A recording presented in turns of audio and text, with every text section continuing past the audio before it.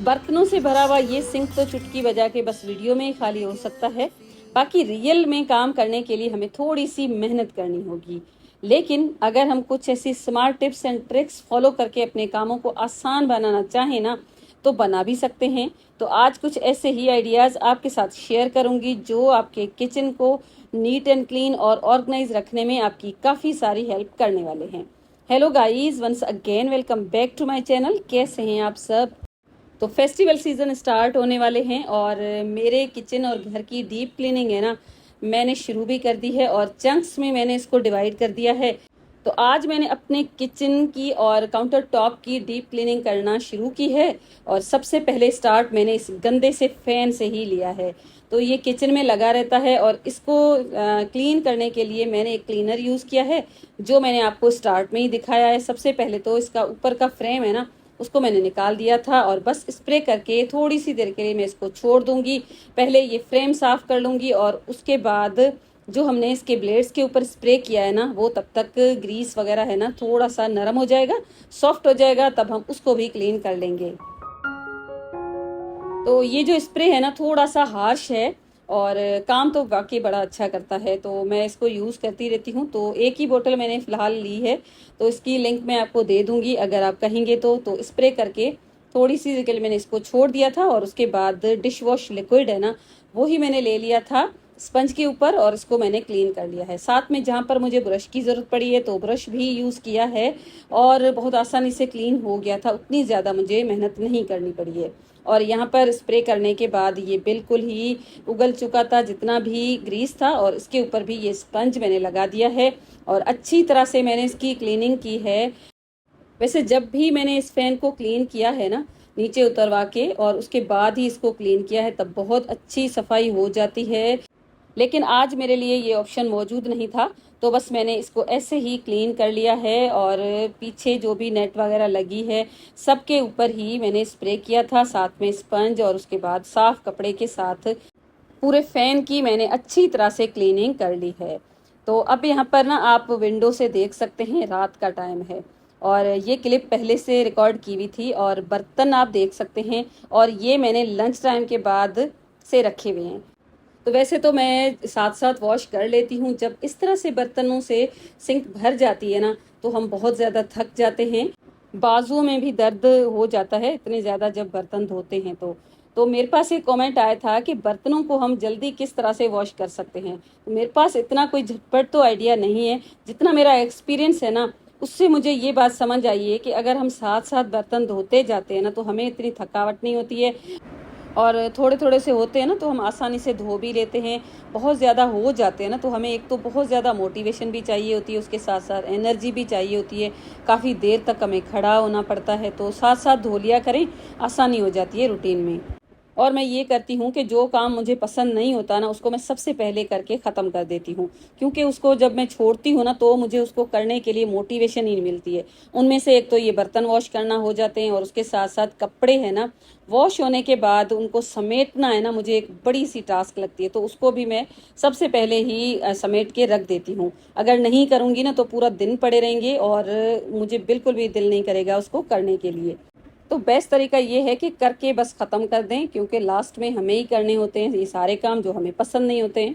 Ketchup expire था और इसको मैंने किचन की सिंक क्लीन करने के लिए यूज़ कर लिया है। फैन को अच्छी तरह से क्लीन करने के बाद इसको मैंने वापस से लगा दिया। कर्टेन्स है ना, उनको भी मुझे निकालना था, क्योंकि समर में मैं इस तरह से लगाती हूँ, क्योंकि मेरा जो किचन है ना, इसमें धूप आ जाती है बिल्कुल काउंटर टॉप के ऊपर ही। अब तो दिन छोटे हो रहे हैं और मौसम भी थोड़ा सा सर्दी की तरफ जा रहा है ना, तो मैंने सोचा ये वाले जो कर्टेन्स है ना बेस्ट रह जाएंगे, क्योंकि हल्की फुल्की सी धूप भी आती रहेगी और लुक वाइज भी बहुत अच्छे लग रहे थे। और ये भी मैंने खुद बनाए हैं, इनकी भी वीडियो आपको मेरे चैनल पे मिल जाएगी। काउंटर टॉप भी गंदा हो चुका था और इसको भी मैंने क्लीन कर लिया है और इसका पूरे जो टाइल्स वगैरह लगे हैं ना उन सबको मैंने वॉश किया है। और उसके बाद आप देख सकते हैं कॉर्नर्स है ना वहाँ पर डस्ट की वजह से ब्लैक हो जाते हैं थोड़े से। वैसे ये ग्रीसी नहीं होता क्योंकि मेरे किचन में इतनी ज़्यादा ऑयली चीज़ें नहीं बनती हैं, तो किचन है ना इतना ज़्यादा ग्रीसी नहीं होता। और वैसे भी मैं इसको टाइम टू टाइम क्लीन करती रहती हूँ। तो जहाँ पर मुझे ब्लैक निशान नज़र आए ना वहाँ पर मैंने थोड़ा सा हार्पिक डाला है। हार्पिक बिल्कुल नया है, मैंने अपने किचन के लिए सेपरेट रखा होता है। वैसे मैं इतना ज़्यादा यूज़ नहीं करती हूँ, तो ये आ गया था, बोतल नई थी ना तो आज मैंने थोड़ी सी यूज़ कर ली। अब यहाँ पर एक पार्सल मुझे रिसीव हुआ था और इसको मैंने दराज से ऑर्डर किया था और इस तरह से बॉक्स पैकिंग के साथ ही आया था। बहुत अच्छा सा ये है, ऑर्गेनाइजर है और इसको हम कॉर्नर में रख सकते हैं। अगर आपका छोटा काउंटर टॉप है ना तो आप इसको बहुत आसानी से यूज़ कर सकते हैं। अब ये जो प्लास्टिक के मसाला बॉक्सेस है ना इनको मुझे निकालना था क्योंकि आजकल बारिशें वगैरह आ रही है ना तो मसाले सारे ख़राब हो रहे हैं। यहाँ पर मैं आपको दिखा रही थी ये जो हल्दी है ना ये भी ख़राब हो चुकी थी, तो मैंने ना इसको आज चेंज करना है। तो सबसे पहले तो जो मसाले ख़राब थे ना उनको मैंने तो डिस्कार्ड कर लिया है और उसके बाद ये जो मेरा स्टेनलेस स्टील का मसाला बॉक्स है ना जो मैंने कुछ दिन पहले वॉश करके रखा हुआ था इसी को मैं यूज़ करूँगी।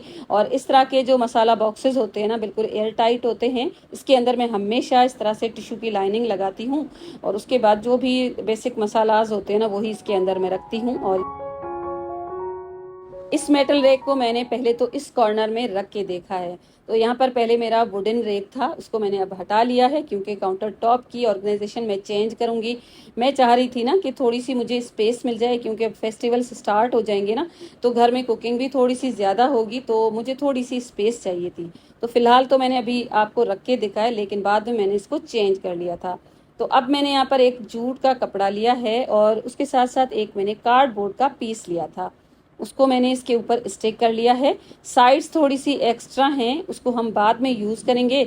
और जहाँ से मार्जिन है ना कार्डबोर्ड की उसके ऊपर मैंने जूट की ये रस्सी इस तरह से स्टिक कर दी है चारों साइड्स पे।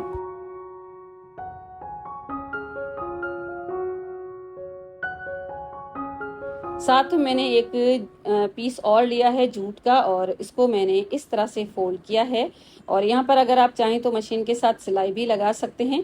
मैंने यहाँ पर ग्लू गन यूज़ की है और इस तरह से इसको फोल्ड करने के बाद दूसरी दोनों जो साइड्स है ना उसको भी मैं बंद कर दूंगी और उसके बाद ये हमारे पास छोटी सी एक बोरी बन के रेडी हो जाएगी।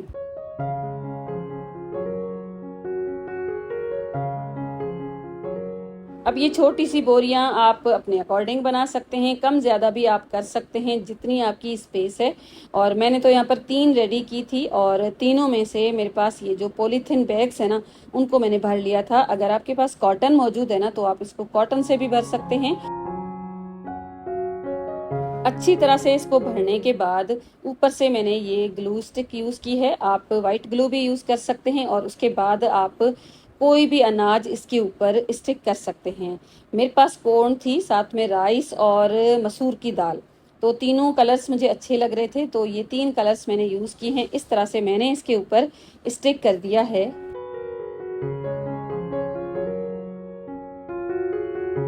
अब ये जो बोर्ड है ना इसके ऊपर कुछ इस तरह से मैं इसको स्टिक कर दूंगी और उसके बाद थोड़ा सा और मसाले हैं ना गरम मसाले उनके साथ मैं इसको डेकोरेट कर लूंगी। तो अगर आप इसको हैंगिंग बनाना चाहते हैं ना तो मैंने प्याज बनाई थी, लहसुन बनाई थी ना, उसी तरह से आप एक चुटिया बना के उसके बाद भी आप इसको हैंगिंग बना सकते हैं। लेकिन मुझे इस तरह का एक बोर्ड ही चाहिए था तो मुझे अच्छा लग रहा था। इसी तरह से मैंने कुछ काली मिर्च लगाई है और बड़ी इलायची, साथ में जो दालचीनी है ना वो मैंने इस तरह से लगा दी है। तो इस तरह से किचन के डेकोरेशन के लिए बहुत सारे आइटम्स आपको मार्केट में भी मिल जाएंगे लेकिन थोड़े से महंगे होते हैं। तो इसको बनाने के लिए आपको टाइम भी ज़्यादा नहीं लगेगा और मुझे ना इसीलिए बनाना था, एक तो किचन डेकोरेट हो जाएगा, एक न्यू एडिशन भी हो जाएगी और उसके साथ साथ ना मुझे ऐसे लग रहा था कि अनाज है ना तो इसको हमें अपने किचन में रखना चाहिए। एक पॉजिटिव एनर्जी है ना वो हमेशा रहती है इर्द गिर्द। और उसके बाद एक रोप मैंने लेकर इसकी बैक साइड से स्टिक कर ली थी, बो बनाई थी उसको भी मैंने साथ में कुछ इस तरह से कर दिया है स्टिक। और उसके बाद मैंने जो वूल के फ्लावर्स बनाए थे ना वो भी इसके ऊपर कर दिए हैं स्टिक और कुछ इस तरह से ये लग रहा है। और लास्ट में तकरीबन 1 इंच के जितनी जो एक्स्ट्रा जूट है ना, उसके धागे सारे मैंने निकाल दिए थे और इस तरह से इसका लुक है ना और ही अच्छा आ रहा था। तो इसको अगर हम दूसरी साइड पे करके फोल्ड करके स्टिक कर लेते ना तो उतना अच्छा ये नहीं लगता। तो अब ये जो काउंटर है ना, इसके ऊपर मुझे इसको स्टिक कर देना है, लेकिन उससे पहले ये जो मैंने ऑर्गेनाइज़र ऑर्डर किया है ना, वैसे तो ये प्लेट रखने के लिए है, तो डिवाइडर है बेसिकली, लेकिन मुझे ना इस कॉर्नर में यूज़ करना था। तो यहाँ पर आपने देखा कि गैप है, चीज़ें दूसरी साइड पे जाकर गिर सकती हैं। तो मैंने एक जुगाड़ सोचा है, एक मैंने कार्डबोर्ड का पीस ले लिया है, उसके ऊपर वुडन शीट थी मेरे पास, इसको स्टिक कर लिया है। ये बिल्कुल ऑप्शनल है, अगर आप as it is cardboard use करेंगे ना तो भी कोई फ़र्क नहीं पड़ेगा। और इसकी एक साइड को हम इस कार्डबोर्ड के साथ ही कवर कर देंगे। ग्लू स्टिक मैंने यूज़ की है और क्वांटिटी भी मैंने अच्छी खासी रखी है और बहुत अच्छी तरह से यहाँ पर ये स्टिक हो जाएगी। शीट के ऊपर ग्लू बहुत अच्छा काम कर जाता है और इस तरह से अब आप देख सकते हैं चीज़ें दूसरी साइड पे जाकर गिरेंगी भी नहीं और लुक वाइज भी अच्छा ही लग रहा था। अब ये मेरे पास एक शॉपिंग बैग है पेपर का और इसका प्रिंट बहुत अच्छा लगा मुझे, तो मैंने ना इसको कट किया है। तो मेरे पास एक लाइनिंग के लिए शीट भी थी एंटी स्लिप, लेकिन वो मैंने कट नहीं की, इसी तरह से इसकी कटिंग करके मैंने लगा दी है। फ्लोरल भी थी और लुक भी मुझे तो अच्छा ही लग रहा था।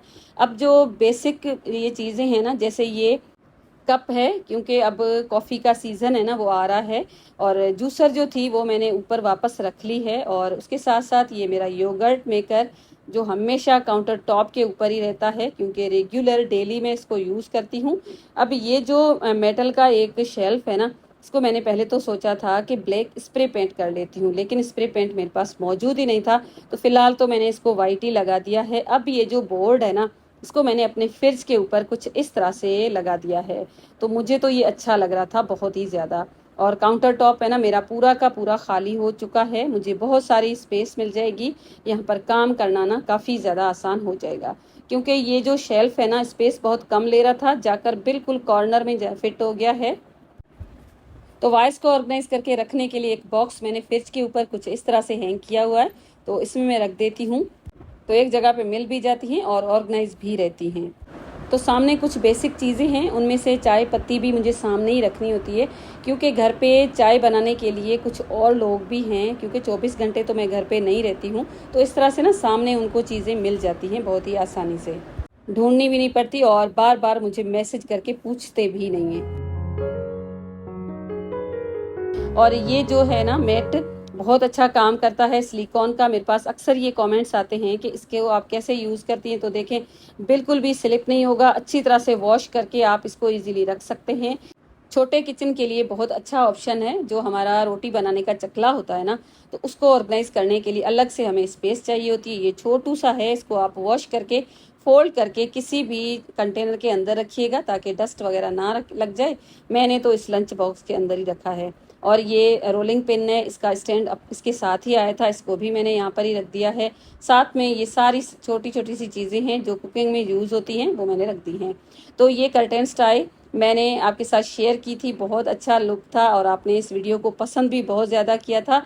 तो इसकी साइज़ है ना, ये जो पर्दे अभी मैंने लगाए हैं ना, इसके अकॉर्डिंग थोड़ी सी ज़्यादा है और फिलहाल तो मेरे पास यही मौजूद थी इनके साथ यूज़ करने के लिए। तो मैंने सोचा इसको कट कर दूं, लेकिन कट करने से ये बिल्कुल ज़ाया हो जाती, तो मैंने यहाँ पर भी एक जुगाड़ सोचा है। इस तरह से मैंने इसको किया है फोल्ड, और उसके बाद जो डबल टेप के साथ वेलक्रो आती है ना, वही मैंने इसके ऊपर लगा दी है।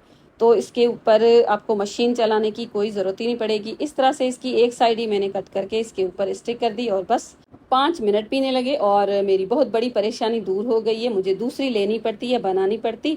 तो फिलहाल तो मैंने अपना काम है ना काफ़ी ज़्यादा आसान कर लिया है। तो इस तरह से लगाने के बाद इनको भी मैंने लगा दिया है वापस।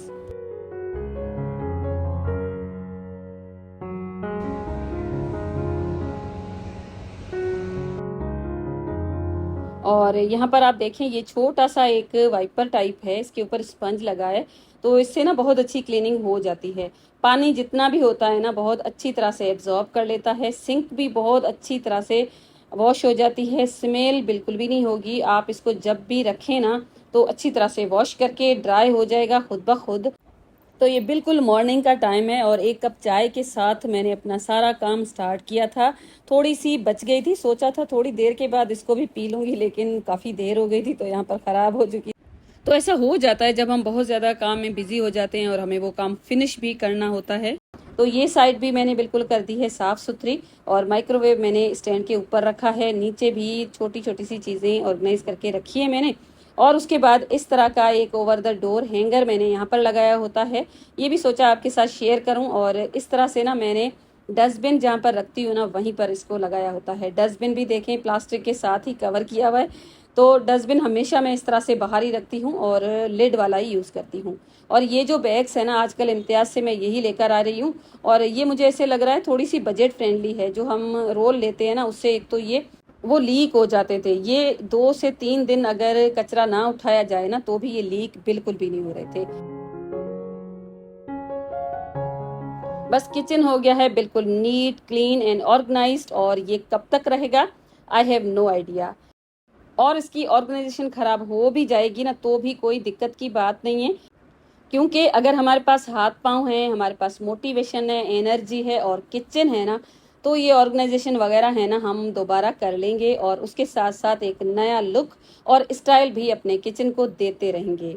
तो बस इसी उम्मीद के साथ आज का वीडियो मैं करती हूँ यहाँ पर एंड। आई होप आज का वीडियो आपको पसंद आया होगा।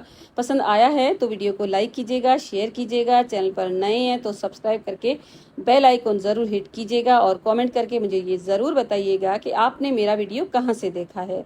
मिलूंगी ऐसे ही एक वीडियो के साथ। अपना ढेर सारा ख्याल रखिएगा। Thank you and bye bye.